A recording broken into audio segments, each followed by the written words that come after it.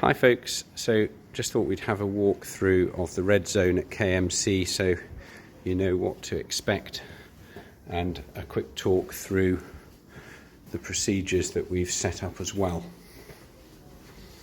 So red zone's just off reception. We've got 2 consulting rooms at the moment, although without wishing to be pessimistic we may end up having to move upstairs at some stage.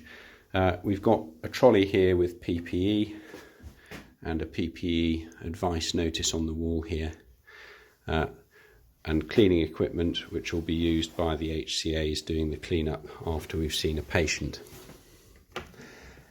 So the consulting rooms are stripped pretty bare. There's no computer or couch. We have a tray for your clean kit and a tray for your dirty kit. And then we've got posters on the wall with lists of procedures for people to follow. So this is the cleanup procedure, so that's not relevant for clinicians. Here's a list just above your patient's chair of the observations that you'll need to take. And this is a walkthrough of the whole procedure from start to finish that it may be useful to read through before you see a patient. So when you first come into the room, you need to bring with you the patient's mobile phone number, and if you're likely to forget it like I am, their name, and also the extension number of whoever's going to be your buddy. The patient's chair needs to be a good distance away from the desk so that they're not leaning on the desk and contaminating things unnecessarily. And if you can check that there is a double bin liner in the clinical waste bin, check your equipment's all working, although that should be done by the outgoing clinician, should be reporting any battery failures or other issues with equipment, please. So once you've checked, you know what you're doing, then it's time to phone your patient. So log in with whatever login you want. This phone is currently only set up for pharmacists to log in, but just use whatever login's available. I'll try and make sure that these are already logged in before you start. Then you need to phone the patient's mobile, tell them you're coming down to get them wearing PPE, and then set up the call with your buddy so that they're ready to go as soon as you come into the room with the patient. Then go out into the corridor and put on your PPE.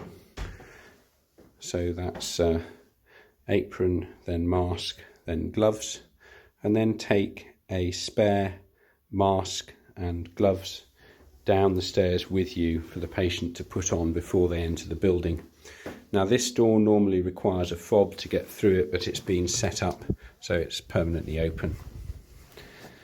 And the patient's been asked to park in the disabled car park, or they might be standing outside the door if they're not coming by car. In this little tub here, there may be the key which disarms the fire exit. It's actually currently in the switch here. So all you do, put the key in, turn it a quarter turn clockwise. It'll only go one way, and then you're good to go, and you can open the door. This door will close behind you and shut you out, so don't let it do that.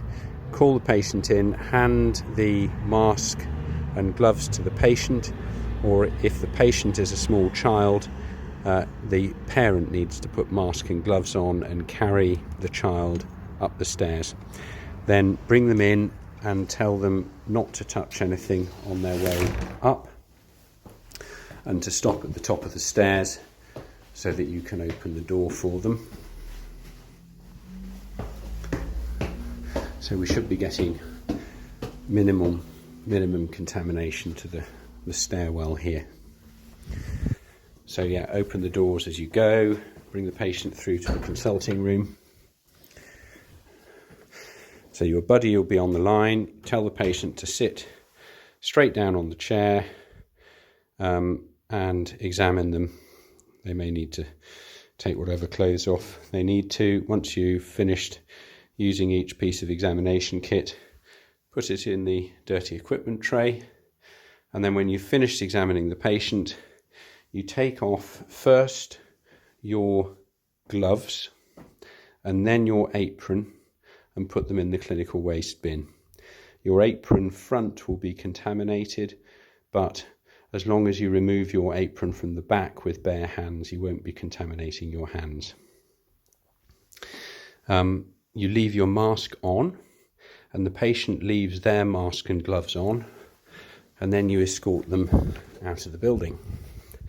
They're going to take their mask and gloves home with them because their environment at home, if it is contaminated, adding mask and gloves to that won't alter that process.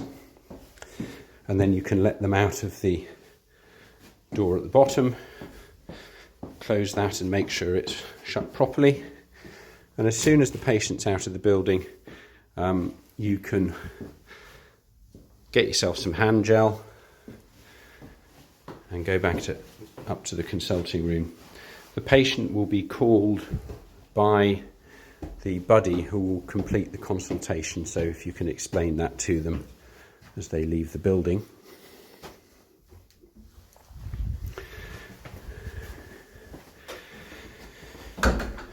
You then come back into the consulting room. You've still got your mask on now, so you remove your mask, put it in the clinical waste bin, and then straight to the sink for a good hand wash with soap, and then you're done. You can end the call with the buddy and leave the room ready for it to be cleaned. Okay, thanks very much.